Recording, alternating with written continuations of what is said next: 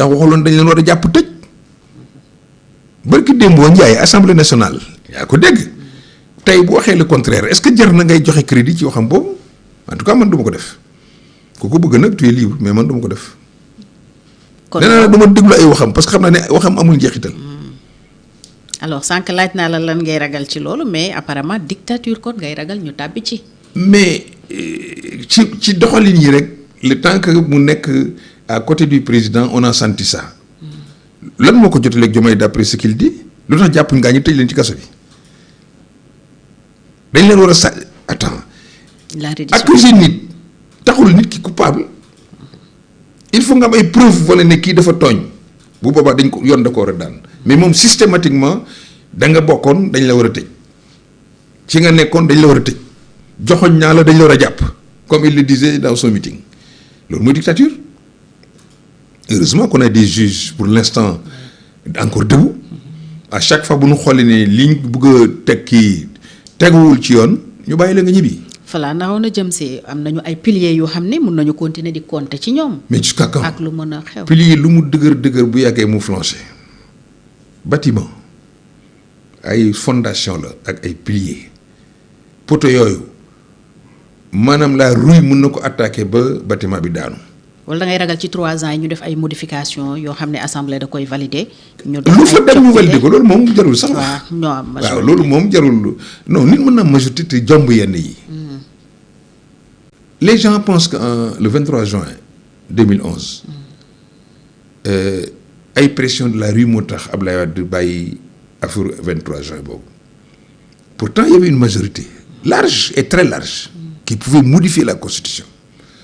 Mais il y avait une majorité consciente une majorité bu wax Abdoulaye Wade ne ko lii waruñ ko def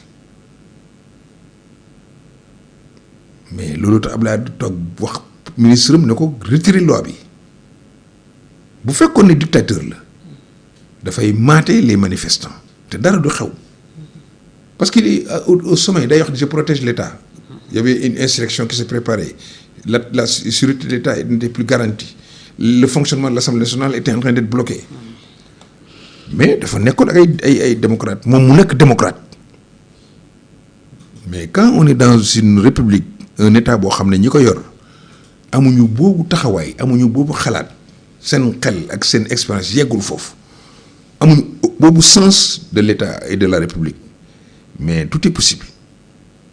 Alors avant le prochain gouvernement est-ce que tànneefu Al Amine Lo pour yow am na lu muy wone ci diggante Sonko ak Diomaye. mooy demal ma bàyyi fi koo xam ne sa xarit la. noonu nga ko gisee. kan moo nekkoon fu Al Amine Lo nekkoon secrétaire général gouvernement. lu ko fa yóbbu woon ku defaroon gouvernement bi du Ousmane Sonko. wax na ko tey. te du ma ko fa yóbbu te du ma jëloon tous les pouvoirs primature jox ko Al Amine Lo. Al Amine Lo am na lu mu wax ci déclaration am. damay jàpp ne continuité boobu muy woote mooy Ousmane de dem na pour féexal président waaye wutu naa ko fi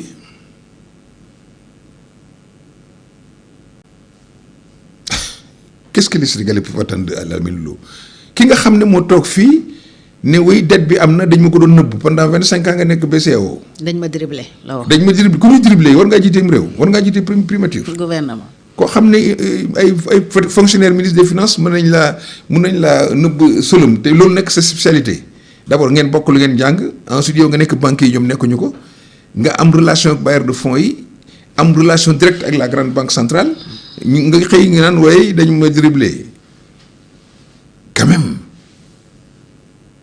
loolu amul crédibilité moo tax Diomaye n'est pas allé chercher trop loin qui n'est pas déçu du choix. Quel est le journaliste qui pouvait penser qu'il n'allait pas chercher quand même un bon technocrate, quelqu'un qui peut rassembler les Sénégalais? qui circulait, Mouhamadou Matar Cissé. ñooñu sax dañuy spéculer rek mais je veux dire comme ci mënutoon doon rek un bon technocrate bu mënoon dajale Sénégalais autour de l'essentiel parce que moom moo wootee pour ñu daje nekk ensemble pour ce pays c'est Diomaye qui l'a dit mais quand il a annoncé le nom de Al Amine Lo tout le monde sait que c'est leur propre système qui est encore là. Et qui va se poursuivre. wax na ko sax c'est pas un changement de cap. kon jeex na. dañuy continuer. waaw kon nag mënu moom yaakaar ci moom lenn daal laa xam ne peut-être mun na nekk avantage mooy ñàkkul le fait que mu nekkoon banque centrale et que aussi Diomaye wax na Nairobi ne la gestion des finances publiques da koy teel boppam bu amee premier ministre bu ko déggal comme taalibe kon ñàkkul mun na ko jox instruction wan ko ne ko li ma bëgg mooy nga waxtaan ak fonds monétaire ba ngeen juboo te loolu ministre de l'économie et des finances ministre des finances du moins ak ministre de l'économie ñoom pare nañu pour dem Washington bu ñu tabaskee ba pare bu ko defee ñàkkul instruction yi ñu fay yóbbu ci ordre premier ministre mooy waxtaan leen ba juboo pour Sénégal am programme parce que Sénégal déjà mu ngi commencé nërmelu dès qu'on a installé Sonko nommé premier ministre bu bees installé Sonko assemblée nationale Bloomberg annoncé na encore li Moody's du moins ne que suñu dette souveraine bi a chuté suñu note souveraine bi de 15%. La note de bi arrivée à terme en 2023 mooy lan kuy jënd ay obligations Sénégal bu yeboo nga def attention amatul valeur bi wàññeeku na de 15%. Vous imaginez malgré fu ñu nekkoon 4e sous-sol xaw ma 18e xaw ma 20e sous-sol. gën nañoo wàcc. ñuy toog ba Badeya toog nekk en situation de paiement ak ñoom d'après les informations qui circulent ñu toog ba bërki démb dégg naa aussi Exim Banque Chine ñoom it téye nañ seen financement pour les projets yi nga xam ne chinois yi ñoom la ñu am fii Sénégal. Donc bu ñu nommee Alamine Lo peut-être que c'est une forme de chercher un programme mais même tey boo lire article bi ñu publié ci Reuters dañu wane ne restructuration bi sax mooy gën a métti encore. or dinañ ko dina am te boo déggee aussi Alamine Lo lu muy waxee xam nga ne dina am ay réformes ci énergie bi. dina métti sax dina métti yooyu ñu bëgg a def pour ñoom ñu continuer di garder seen fonds politique di ko lekk bàyyi askan wi ñu nekk ci ay jafe-jafe ñu nekk di gagner seen i fonds commun ñoom en tant que fonctionnaire yi nag ministre de l'économie et des finances yooyu bàyyi nit ñi ci seen i jafe-jafe ñoom ñu continuer seen député yi ak seen i oto ki seen i salaire ak seen i voyage bàyyi askan wi ci ay jafe-jafe ñu bëgg nag léegi wax askan wi ne leen yéen il faut ngeen sonn il faut que seen ceeb yokku il faut que seen diw yokku il faut que seen courant yi yokku il faut que seen ndox yokku il faut que seen dund gu métti gi déjà cher na mais dina gën a yokku mais muñ leen parce que dina baax ba kañ comment on peut continuer à man je comprends ñu ne oui y a une situation difficile ok mais nañ ko bokk ndoor toogandoor ko waxtaan ko ndoor génn politique yi loolu seet doomi Sénégal yi ko mën a doxal ñu toog wax programme bi nii lay demee mais benn politicien du fi nekk di jouir des biens ressources publiques de telle sorte que nañu jël lépp mettre ko à la disposition du programme pour que askan wi au bout de 2 ans mën a gis le bout du tunnel. on n'est pas dans ça. ñu bëri nag dañu yaakaaroon ne sax président ci loolu la nekk bi mu tàmbalee ay consultations di dalal en audience privée les anciens premiers ministres les anciens ministres de l'intérieur les anciens ministres surtout des finances muy ñoo xam ni jaar nañu ci réew mi yor fi ndombal tànk traversé fi ay situations yoo xam ne ñàkkul luñ ci jàng ñu. bien sûr yaakaaroon ne président loolu waaw yaakaar boobu nit ñi amoon nañ ko man dama jàppoon ne dafa débuté consultation yi pour xool li mu mënul. li premier ministre mënul ak ministre yi yor secteur yooyu mënul ñi ko yoroon te mënoon ko na fu ñu daan jaar ba def ko loolu c'est positif j'ai salué ça parce que je me dis que c'est quand même signe d'humilité. te jeexagul mi ngi consulter ba léegi. oui mais tey dalal na ku mel ni Moustapha Niass. dama ne mais après ça va servir à quoi. waaw loolu la ñuy si on a déjà agressé notre démocratie. est-ce que yaakaaroo à l'issue de ces consultations mu jël de grandes décisions. dama ne il va consulter jusqu'au 31 mai. Est-ce que ça veut dire que le 31 mai gouvernement du am mooy benn une question que je pose comme ça. Alamine nee na dans les meilleurs délais. Donc les meilleurs délais moom du taxaw. wax naa ne la bu fekkee dans les meilleurs délais la ne sois pas surprise que ñi nga xam ne ñoo nekkoon fii yor pouvoir Sonko bi ñooy des foofu. yor reconduire le même gouvernement absolument te consulter askanu Sénégal. pour leur faire quoi ou pour leur dire quoi. syndicats yi moom kenn mënu leen wax ba kenn du leen fay li ñu leen yoreel. syndicats yi moom kenn mënul wax ba ñoom lii ñuy dund ci jafe-jafe ci seen salaire yi.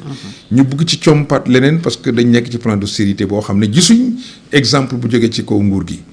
c'est bien de faire de dialoguer avec son peuple à travers ses représentants loolu lu baax la man dama koy saluer. dafa war a nekk une permanence.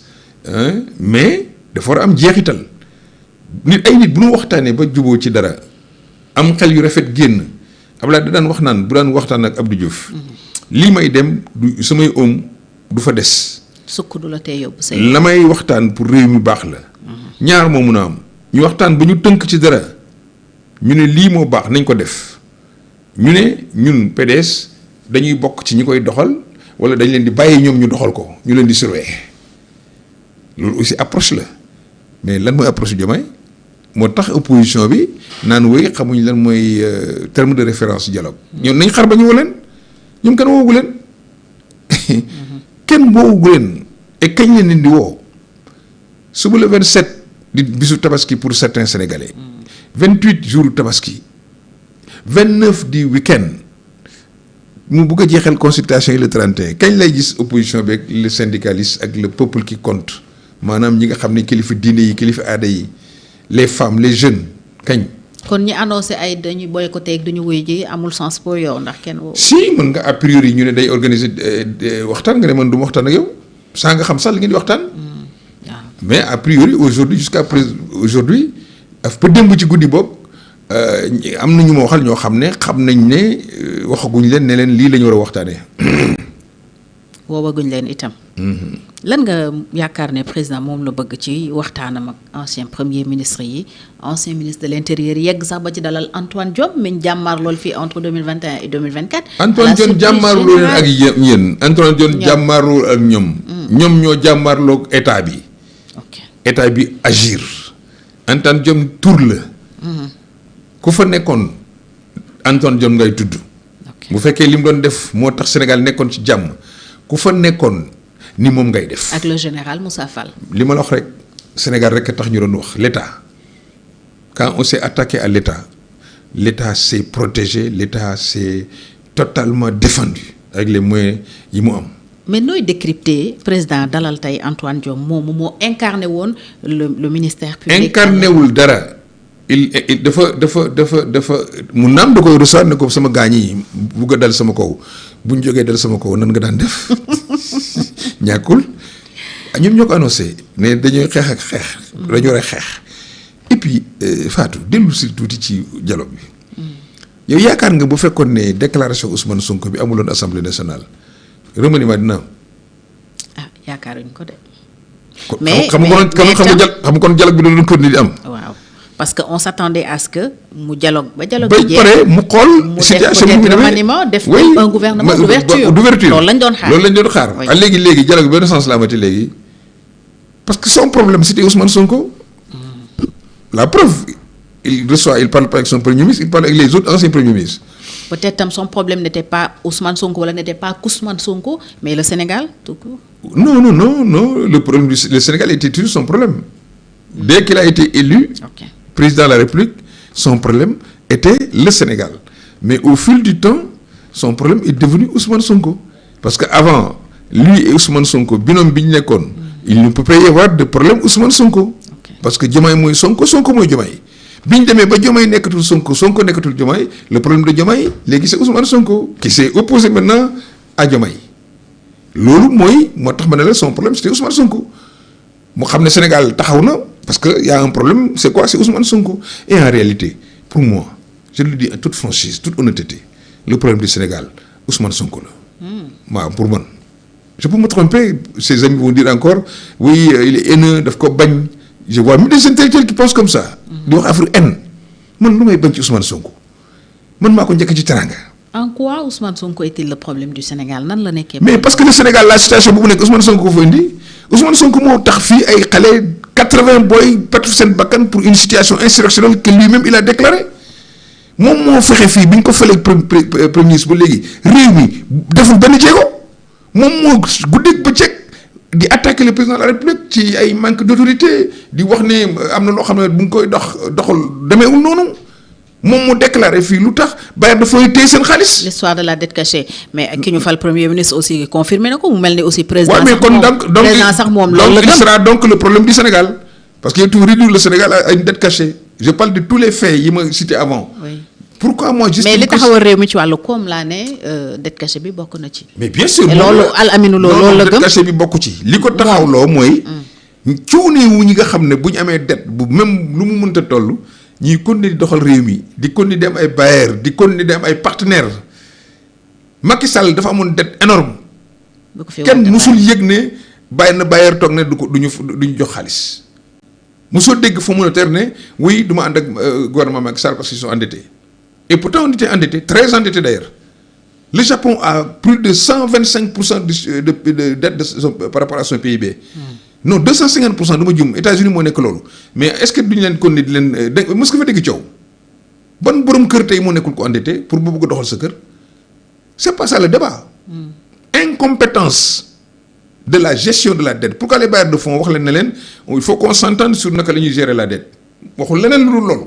kon ça veut dire que ñi fi ne attanuñu ko mënuñu ko ñi fi nekkoon mënoon nañ ko attanoon nañ ko personne n'a eu des difficultés ci ñoom secteurs yi ñu nekk c'est vrai que c'était difficile mais Macky Sall on peut tout lui reprocher sauf que réew maa ngi doon dox là où ça avait des difficultés moo doon les gens lui reprocher lu ci ëpp oui les droits de l'homme arrêté nañ diw wala diw sàcc na jàppuñ ko mais mosoo dégg ñu ne deful lu baax économie bi doxul l'éducation ne marche pas ainsi de suite même enseignants yi bu ñu demee sax ba jaaxle mu yëkkati dara jax leen étudiants yi pareil mais yooyu yëpp fu mu la jëlee xaalis bi te route